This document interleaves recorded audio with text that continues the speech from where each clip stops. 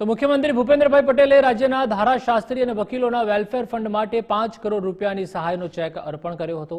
વકીલો ધારાશાસ્ત્રીઓની સુખાકારી જળવાઈ રહે તથા તેમને ગંભીર માંદગીના કપરા સમયે કે મૃત્યુના કિસ્સામાં તેમના પરિવારને સમયસર આર્થિક સહયોગ મળે તેવી સંવેદના મુખ્યમંત્રી ભૂપેન્દ્રભાઈ પટેલના નેતૃત્વની રાજ્ય સરકારે દર્શાવી છે।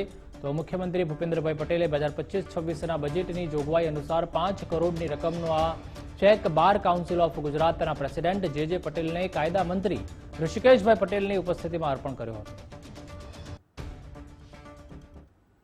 સરકાર પ્રતિ વર્ષ સમગ્ર ગુજરાતના વકીલોના વેલફેર માટે બજેટ સત્રની અંદર 5 કરોડ રૂપિયાની જોગવાઈ કરતી હોય છે।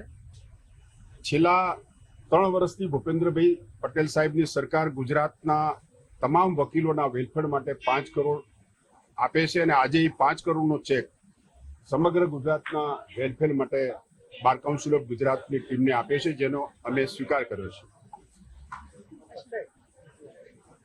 બીજું, નોટરીના જે ઇન્ટરવ્યુ થયેલા એ ઇન્ટરવ્યુ પછી પરિણામ બાકી હતા। અમે ગુજરાત ગવર્મેન્ટને વિનંતી કરી છે કે સમગ્ર ગુજરાતના વકીલોને નોટરીના જે ઇન્ટરવ્યુ લીધા છે એના પરિણામ જાહેર કરે અને નોટરીનું નિમણૂક આપે।